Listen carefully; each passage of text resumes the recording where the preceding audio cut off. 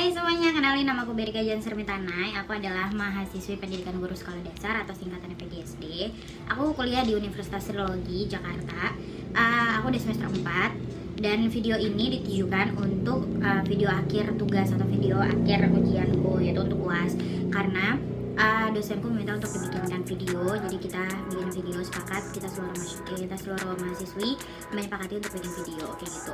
Dan aku mau disclaimer, sebenarnya video penjelasan tentang tata surya dan karakteristik ini sesuai dengan judulnya kita bagi jadi 3 part. Kenapa kita bagi jadi 3 part? Karena aku dengan kelompokku, by the way kelompokku itu ada Meliana Tambunan, terus ada Gaby. Kenapa aku bagi 3? Kenapa kami bagi 3? Karena satu videonya materinya itu terlalu banyak, jadi kita bagi 3 biar kita menjelaskannya juga enak. Dan kalau misalnya kita nonton satu video panjang dengan materi yang sama itu kan kayak bosan, jadi kita bagi 3 part biar orangnya itu biar viewersnya itu ngerasa kayak oh dia udah ngejelasin ini, oh gue lanjut ke sini, biar materinya tuh penasaran gitu. Nah jadi nanti yang part pertama itu si Meliana Tambunan yang akan ngejelasin tentang part pertama, dan aku part keduanya, dan yang part ketiganya itu Gaby.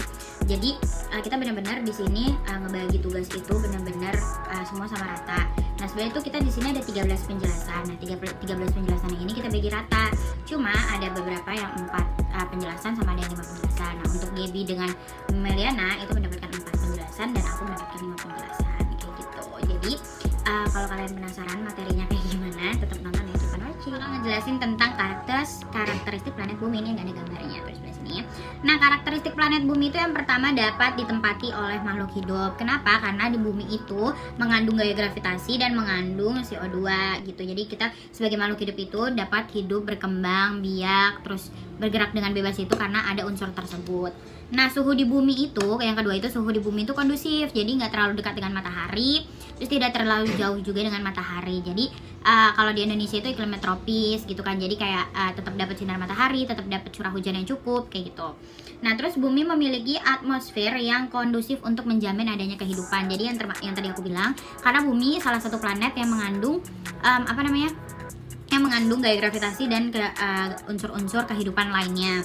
Terus kalau kalian mau tahu itu ukuran planet bumi itu ukuran garis tengahnya atau diameternya itu sekitar 12.725 km.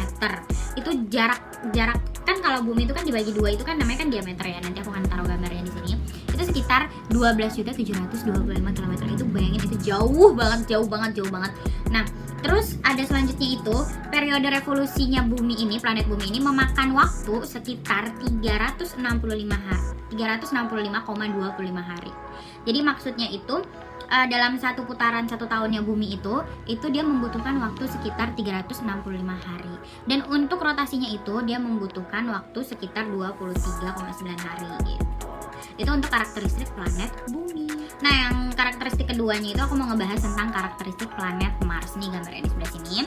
Nah karakteristik planet Mars itu sesuai gambarnya. Karakteristik yang pertama yang dapat dilihat dengan mata itu warna dari planet tersebut adalah oranye atau agak sedikit oranye kemerah-merahan.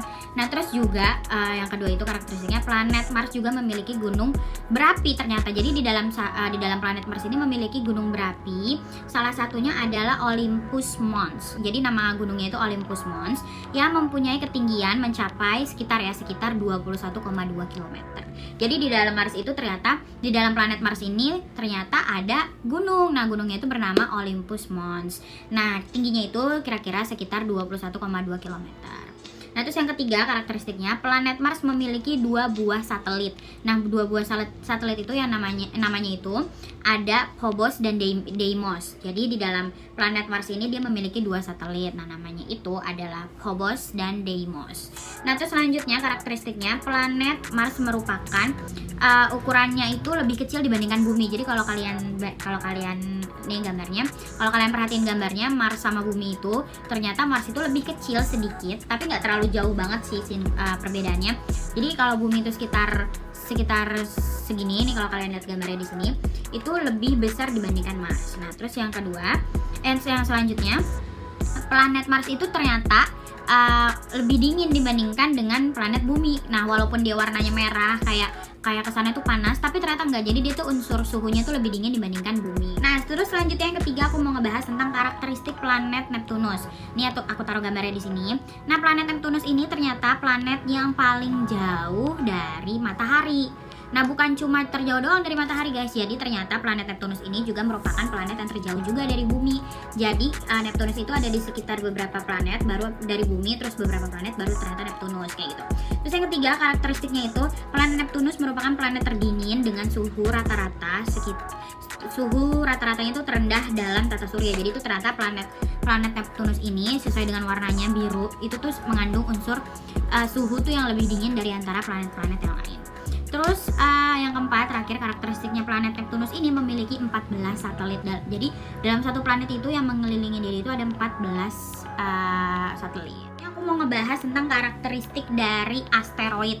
Nah, kalau kalian lihat gambar yang di sebelah sini, nah itu kan asteroid itu kan bentuknya tidak beraturan. Jadi tuh asteroid itu yang mengelilingi matahari. Jadi tuh di matahari itu ada kayak kerikil-kerikil. Kalau kalian lihat gambarnya itu kerikil-kerikilnya itu ternyata asteroid guys. Jadi kayak kalau dilihat sesuai gambar yang aku taruh di sini, itu yang mengelilinginya dan yang bentuknya kecil-kecil itu ternyata itu namanya asteroid. Nah, terus yang kedua, asteroid itu bentuknya tuh nggak gede, nggak kecil, jadi tuh kayak di ukuran sedang gitu. Tapi kalau kita lihat di museum geologi itu kan ada beberapa asteroid yang bentuknya besar kayak gitu.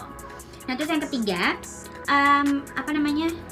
asteroid itu berada di orbit Mars, planet Mars dan planet Jupiter kayak gitu. Jadi orbitnya itu di antara planet Mars dan planet Jupiter. Nah, terus habis itu yang keempat, yang terakhir karakteristiknya itu benda langit yang bentuknya kecil dan tidak aktif. Jadi sebenarnya tuh asteroid itu bukan planet, maksudnya bentuknya itu kecil dan juga tidak aktif ternyata. Jadi dia cuma mengelilingi matahari aja kayak gitu. Terus selanjutnya aku mau ngejelasin tentang karakteristik komet.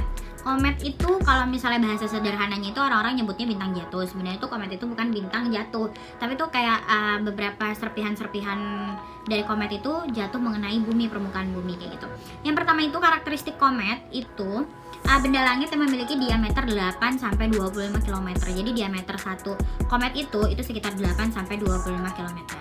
Nah, terus yang kedua, ternyata bentuk dari komet itu bentuknya itu terdiri dari debu dan gas. Jadi tuh komet itu sebenarnya tuh gumpalan debu sama gas guys. Jadi kalau misalnya kalian lihat nih gambarnya, itu kan kayak bentuknya tuh kayak bulat gitu kan, bukan bulat sih, kayak bentuknya tuh absurd, tapi ternyata itu memiliki atau terdiri dari debu dan gas gitu. Jadi ya debu dan gas doang gitu. Tapi kalau misalnya dia jatuh ke bumi itu karena dia mempunyai